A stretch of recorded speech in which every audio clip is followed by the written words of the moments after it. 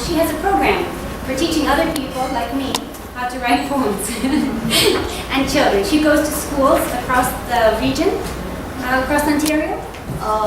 And Vancouver as well. Oh, and Vancouver as well, a program to teach young people and adults alike how to write poems. And she's going to share a little bit of her techniques today with us. Let's give her a round of applause. Thank you all for inviting me, and thank Christine. And I made this PowerPoint for another event. And today, I came here, I want to share my poetry journey and my poetry and poems, stories and poems. But today I don't have so much time, so I will go through quickly. Just move to the poetry, stories and poetry. A lot of my poems came from my daily life and from nature. So I want to share first one, and just wrote 2 days ago. I think it's very important to me, so here it is.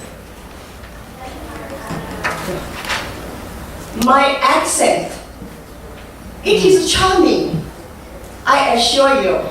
I assure myself and choose to believe that languages have colors. I want to show you my soft blue, but you wouldn't see any with the color blind mind. My accent grows trees, trails, and landscape. It points to the open sky, yet clouds are too heavy and form raindrops. My papers collect them, then dry in silence. I have hesitated many times before I speak. Now, I decide, this is my voice.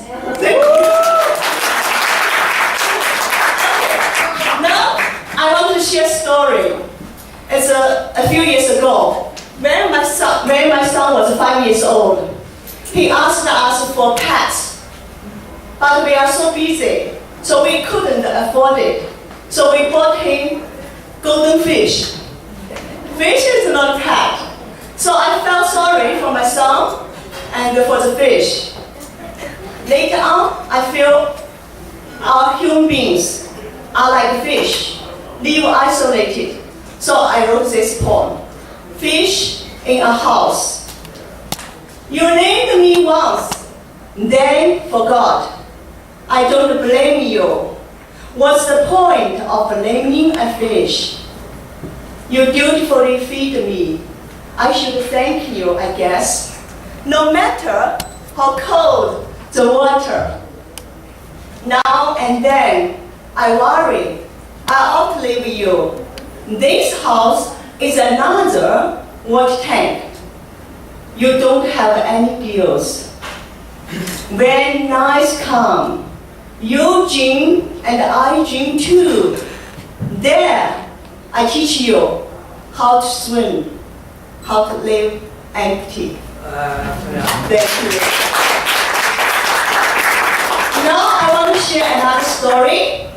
Last year, I was invited to Vancouver to read my poems for the World Poetry Society.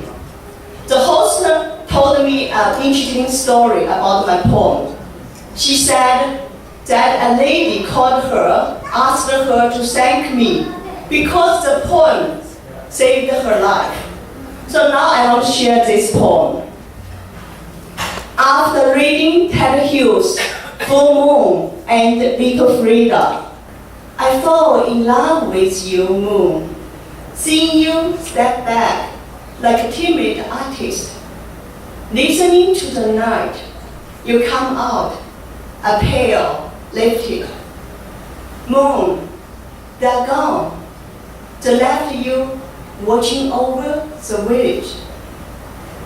The river, how many years since, and you watched the small village become a floating island.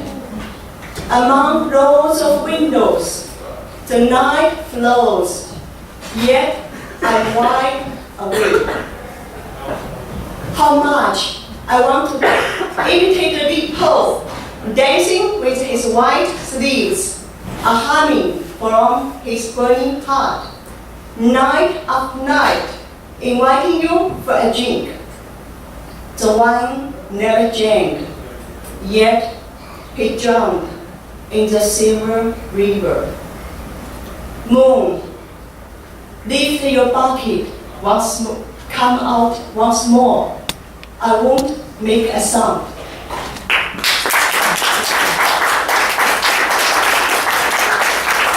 The Chinese national television interviewed me, asked me how this poem saved the lady's life. I don't know. So after I came to Canada, I talked to my book editor, Terry Buck. I asked him, so we read the poem again. We don't know, we read the poem again. Later, we find out the ending. Moon, come, lift your bucket, come out once more. I won't make a sound. This ending gives some hope, gives some feeling. I want to hang on, to look, to see the beauty again. Even this poem is a very sad poem. Okay, let's move on. So, I read this. For urban Nathan, after so many years, do you still believe poetry merely exists for showing the dark of our soul? Would you write love poems differently today after your last woman left you? Many of them vanished without a name. Would you regret that nothing remained behind the rugged and dark sex?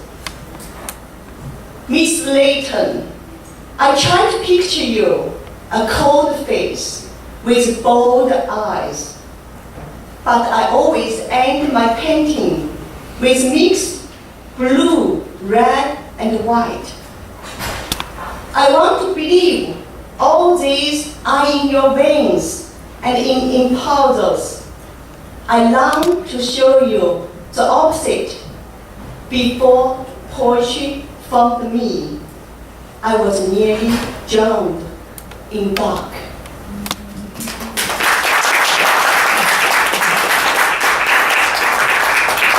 This poem, it really expressed my attitude to poetry. I always believe poetry saved me, opened the whole world of new meaning to me. So thank you.